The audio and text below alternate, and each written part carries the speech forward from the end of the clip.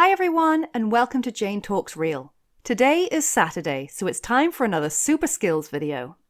Today I'm going to be talking about how to undo a lifetime of hoarding. I am a hoarder, or at least I was until very recently. I wasn't how clean is your house bad, but it definitely wasn't a healthy habit. If you watched my last super skills video, you will know that I'd battled depression, and one of the side effects of this is untidiness. I struggle to get myself motivated and sort out my life. But as cliche as it sounds, a clean space is really a clean mind. I'll pop the timestamps up now if there are certain sections you want to skip ahead to. Know the cause. If you had a long-term habit, no matter what it is, the most important first step is to know why you do it. I cannot stress this enough. You cannot fix any problem without first knowing the cause. Really think about how you got to this point. For me, I had a good childhood, and when the depression kicked in later on, I hoarded anything and everything that reminded me of that childhood. I had stuff from free periods in school, childhood toys, books, games, the lot. I called it nostalgia hoarding. Combining that with my lack of motivation during my illness and the ease of online shopping put me in a mess that I thought I would never get out of. But I identified the problem, which is what put me on the right track. Empty the room. This might not be possible for you, but if it is, I recommend you do it. You're not going to fix this problem overnight, so doing a room at a time is going to be your best bet. If you have dependents, then I suggest you start with a communal room like the kitchen. And if you don't, then do something for yourself and start with your bedroom. If you have the space or an understanding family, empty the contents of one room into another. This will give you a completely blank slate to work with, and it will prevent your mind from being cluttered. You can also deep clean this room before you start the decluttering process. Avoid TV. I strongly advise against watching TV when you're sorting your stuff because it is easy to get distracted and this will hinder your progress. I recommend listening to music instead, or if you have to put on the TV, watch something you've seen before or you can listen to rather than watch. QI is my go-to for this. Sort into sections. Whether you've been able to empty out this room or not, sorting your stuff into sections as you work is very helpful. These sections for me are: keep, everything you intend to keep. Trash, this gets immediately thrown away into black bags. Recycling, not quite trash, but you can save the environment. Give away, this pile is for putting down a charity shop or giving to someone you know wants it. Sell, if you can make money off it by selling it online or doing a car boot sale, then put it to one side. Maybe. You're not sure what to do with these items right now. You will come back to this later. The reason why I say to do this is it will begin to organize your space and also allows you to see progress when you have 3 bin bags full of stuff being thrown away or 2 bags of recycling making its way out of your home. Reward your efforts. Now, as I said before, you're not going to fix everything overnight. You're going to need to pace yourself and understand that it's going to get messier before it gets tidy. Chip away at your problems day by day and reward yourself for your progress. So what I like to do was a couple of hours in the morning and then do something I enjoy after lunch. This motivated me to get stuff done so I could sit down afterwards. Don't worry about a routine. I may be contradicting my previous statement, but don't feel you have to do the same thing every day in the same order. Forcing yourself into a routine can get you stuck in a rut, so have a loose set of rules. You will tidy for 2 hours a day and have weekends off.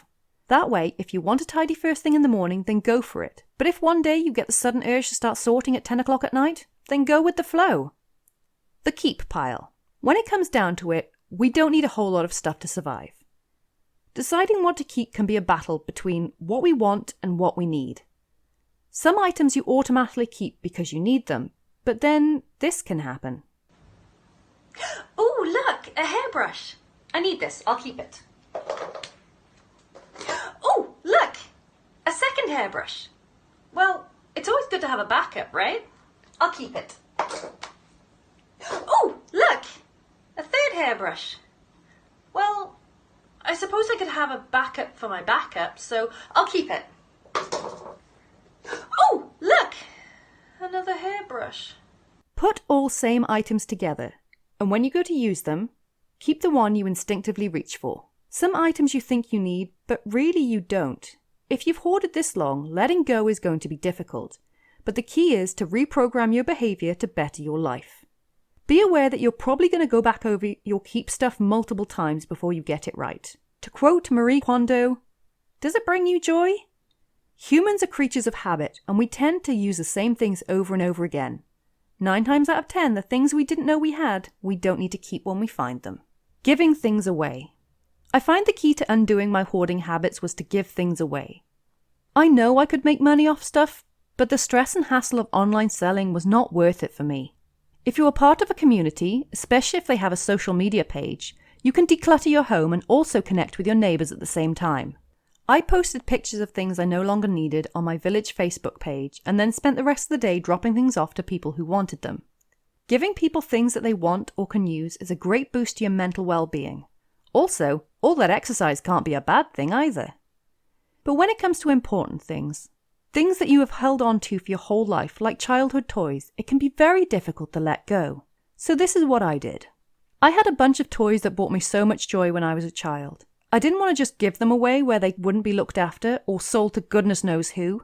So I really thought about who would get the most use out of it. A friend of mine has 2 little Pokemon-obsessed boys. It was difficult at first parting with all my Pokemon stuff, but the joy on those 2 faces when I presented them with all my Pokemon toys was well worth it. I knew I'd made the right decision, and instead of my memories and nostalgia collecting dust in my attic, they were being loved all over again. My best friend from childhood has a little girl, and I gave her all my teeny-weeny families. And she not only loves them, she takes care of them. But it doesn't need to be kids you give your stuff to. I had a large collection of X-Men comics that I knew I was never going to read again. But I kept them all these years because hoarders gotta hoard. I enjoy a channel on YouTube called What Culture, and I shipped off my comics to Jules and Ewan, 2 of the presenters of the channel who had been super nice to me over the years and even helped me with my uni coursework. To my surprise and unexpected delight, they did a video on their channel where they unboxed the comics, read out the letter I sent them, and reminisced about the joy comics brought to them. It's moments like that that are worth far more than mere stuff. Selling. If you do choose to sell stuff, then don't get hung up on being able to get a couple more quid somewhere else. You've had this stuff for years and you need to get rid of it. Now there are many places you can sell. Car boot sales, eBay, Facebook Marketplace. But I'm going to talk about 3 websites that I used for selling my books, DVDs, and video games. These are not sponsors, but I found them helpful, so I'm going to talk about them with you. These are Music Magpie, Ziffit, and CEX. CEX doesn't take books, but they do have physical stores you can go down there and get your stuff sold. They won't take everything, but you can check what they do take and how much they will give you before you go. What's great about going into CEX in person is that if something is rejected because of scratches or damage that you may not have noticed, they will give it straight back to you. Whereas Music Magpie and Ziffit will not be able to post back rejects and they will be destroyed. Now CEX will give you either cash or a bank transfer, or they will give you more for each item if you have it in vouchers for the store/website. The first time I did CEX, I had vouchers because there were things I wanted, but every time since I have opted for cash, because I didn't want to keep collecting games all over again. They also take consoles and other electronics, but you'll have to wait around or come back in 45 minutes while they test them. Music Magpie and Ziffit work the same way. You download the app onto your phone and scan the barcode of each item and it will tell you the price. These prices can be quite different between the 2 apps, so make sure to scan each item on both to see who will do you a better deal. They will not take everything, either because they have a large volume of an item already in stock, or because the margin is so small that it's not worth it. You can send your stuff free of charge via the post office, or you can have a courier come and pick up your packages from your home address on a day that is convenient for you. Ziffit will email you on the day of collection with an hour window where they will be there, but Music Magpie will just turn up at some time that day. Now, one thing to be really careful of with Ziffit is your items can expire. You won't know your items have expired until they check them and you won't be able to get them back, the same as rejected ones. So what I did was I scanned some stuff into the basket of Ziffit, and then a couple of weeks later I scanned more stuff in and sent it off. Because the first set of items had been in the basket for so long, the offers on them had expired, which was a little annoying, because I lost quite a few things that way. But at least I learned from it, and I can share that with you guys. I have made around £500 altogether from using these 3 sites. The maybe pile. So you're not sure if you want to keep an item or not. Put it in the maybe box. Chances are, if you're not sure, then you don't need it. It's okay to have a maybe box and come back to this when you've sorted everything else out. You'll have more of an idea of the space you have available and what you really need in your life. Balancing storage. So let's look at a scenario. You have too many books for your bookcase. Do you A, get a second bookcase, or B, have less books? Both are valid options, but which one do you pick? We've got something to consider first before we come back to this. How much time do you have? Life goes by so fast and there are never enough hours in the day. Think about how much free time you have every day and what you want to fill that time with. I work a full-time job, so that's 9 hours a day plus travel time. Add an extra hour for eating and 8 for sleeping. That's 18 out of 24 hours that I'm occupied each day. So what do I want to do with those last 6 hours? Well, I spend some time doing my YouTube channel and I'm trying to write a book. I like to unwind with a video game or watching some TV, not to mention getting some exercise and spending time with my family and pets. So, when do I have the time to use all the stuff I have? When am I going to possibly read all those books I've been collecting or do an attic full of jigsaw puzzles? Will I really complete that video game a 5th time, especially when there's a new video game coming out that I'd like to play? Oh, and when COVID goes away, I'd like to get back to doing my hobbies again. So, balancing storage. I guess I don't need that extra bookcase now. But maybe you do. If books are your life, then get the other bookcase. But while you're reading loads of books, you don't really need all those DVDs you've been collecting. Get storage for the things you will actually use and streamline the things that you don't have room for. Oh, and one more thing. Every house probably has one, but there is no reason to have a junk drawer. If there's not a place for it, you don't need it. Don't think about money. It's very easy to hold on to things if you get hung up on how much money you've spent on things over the years.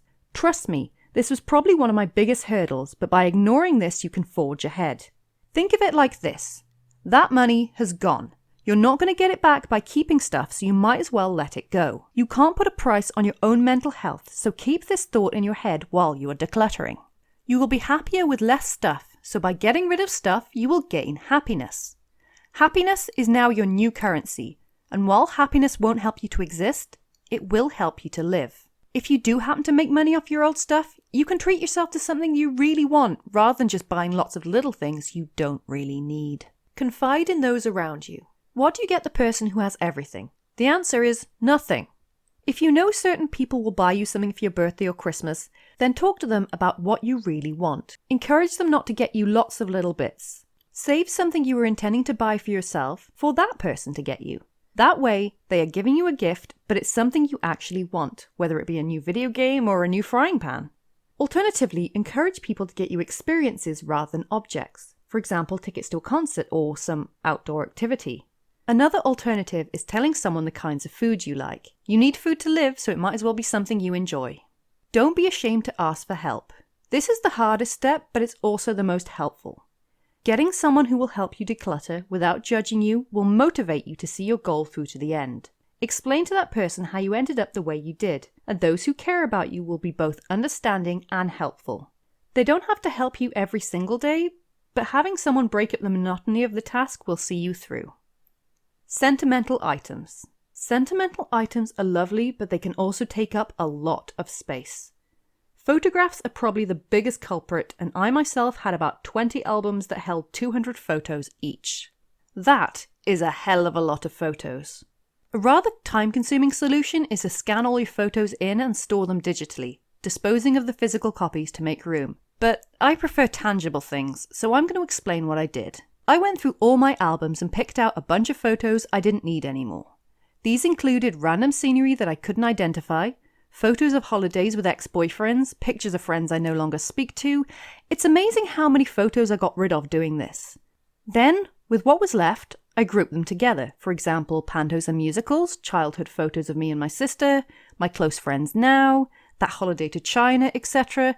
And I made a collage, popped them in Polly Pockets and into a file. Now, instead of having 20 albums, I have one file. I kept every card I was ever given, which is a lot. So I went through those and recycled all of those that were just birthday or Christmas cards. I kept all the ones that had a lot of writing in them, like thank you cards, and stuck them into a scrapbook, along with other items I wanted to keep, such as souvenirs from my graduation. It's okay to keep things that make you happy, just find a compact and sensible way of storing them. So there you have it. Those are my tips and tricks for undoing a lifetime of hoarding. I really do hope you have found this useful and it will help you to declutter and de-stress your lives. If you want to chat further about any of the points or bounce ideas off me, then the comments section is always open, or come say hi on Twitter. Just remember that you are the most important part of your life, and everything else is just stuff.